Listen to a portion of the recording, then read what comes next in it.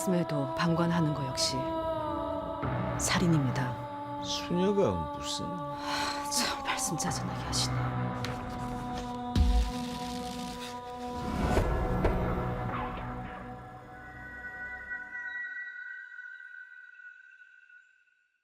Avec Dark Nuns, le cinéma coréen franchit un nouveau cap.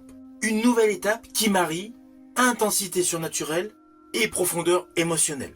Sur le fond, un exorcisme qui ne se contente pas uniquement de faire peur, mais il explore également les conflits intérieurs et évidemment le courage de ses personnages.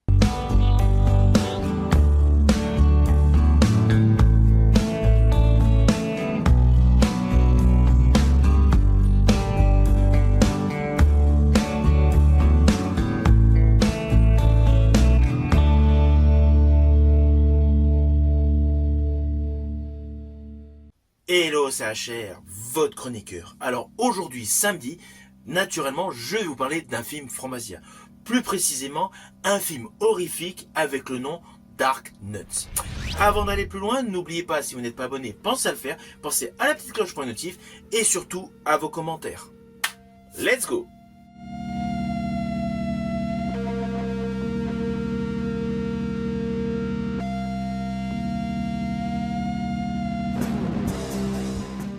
Alors tout d'abord, fiche technique de ce film. Il a pour titre Dark Nuns, il est réalisé par Kwon Yek-jo, sur un scénario de Kim Woo-jin, avec dans les interprètes principaux Song Ye-kyo et Jeon Ye-bin. La musique de ce film est de Kim Tae-song, et c'est un film de Corée du Sud, qui a une durée approximative de 114 minutes, attaché au registre horrifique, avec l'histoire suivante.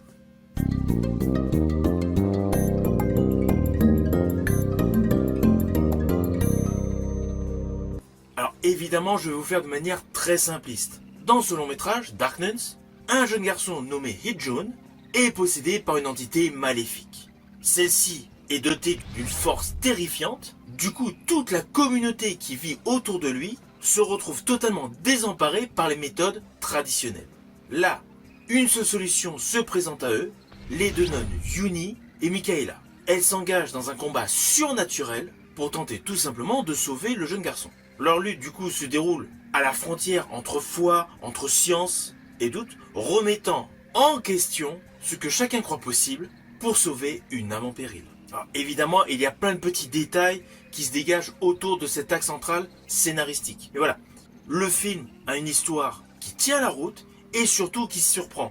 Et d'ailleurs, dès le début de ce film, ce long métrage a une scène d'ouverture inoubliable. Dès les premières minutes, Dark Nuns pose une atmosphère d'une intensité extrêmement rare.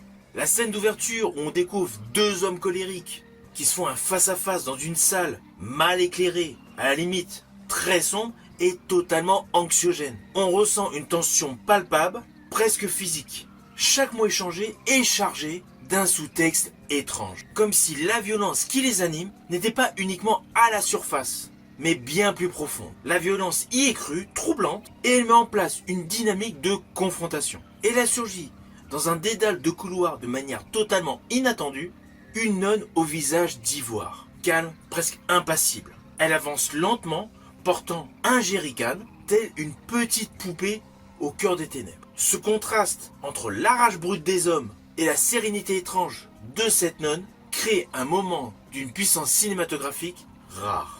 Et lorsque, sans un mot, elle vit tout simplement le jerrycan sur l'un des hommes qui est attaché donc sur la chaise, ce geste devient sacré, car en fait, il s'agit d'eau bénite. Et là, implicitement, ce film dégage tout de suite de l'innovation. On a l'habitude, dans les films d'exorcisme, de découvrir un prêtre ou un homme très pieux. Là, coup de théâtre, c'est une nonne qui exerce l'exorcisme. Cela donne implicitement une bouffée d'air dans ce genre horrifique. Et du coup, il va y avoir plusieurs arcs innovants. Dans ce film, le réalisateur ose l'intimisme, la vulnérabilité. C'est principalement cela qui distingue ce film d'horreur Dark Nuns de tous les longs métrages depuis le fameux de William Friedkin. Alors dans ce long métrage, le personnage de Yunia porte ses propres conflits avec sa hiérarchie et elle ressent comme un malaise physique qui la rend d'autant plus humaine dans ce monde surnaturel. Son personnage est totalement troublant. Il y a le côté antagoniste de la femme fragile et la femme capable de combattre des démons. Durant tout le long métrage, on ressent implicitement une dimension intimiste qui donne une texture rare aux séquences troublantes. En fait ici, on ne vient pas seulement pour être effrayé. On vient pour ressentir et comprendre tout simplement ce qui pousse ces femmes à affronter l'inconnu.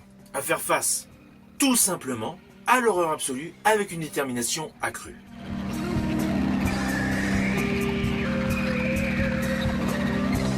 La mise en scène de ce film est intelligente, elle est donc innovante. Il y a pas mal d'effets visuels qu'on n'a jamais vus auparavant dans ce type de film. Là, ce film évite tous les clichés du genre. Ne vous attendez pas à l'escalade de jumpscare, ce n'est pas le cas. Et il n'y a pas d'effet grandiloquent.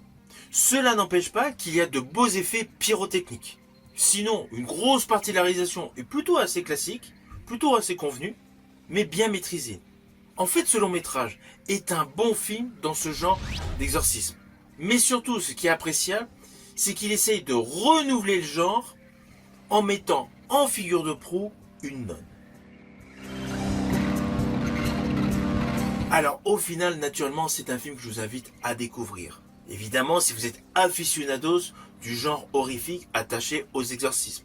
Celui-ci fait partie des bons films du genre et il a un côté très intimiste qui se dégage au fur et à mesure qu'on avance dans ce film, ce qui en fait une particularité. Alors cela n'empêche pas que même si l'ouverture que j'ai trouvée bluffante avec le côté serein du premier rôle face à l'individu possédé, le final a un côté très spectaculaire, ce qui est généralement le cas pour ce type de film. Une fois que vous l'aurez vu, n'hésitez surtout pas à me mettre en commentaire votre opinion. Je vous dis à bientôt pour une prochaine vidéo.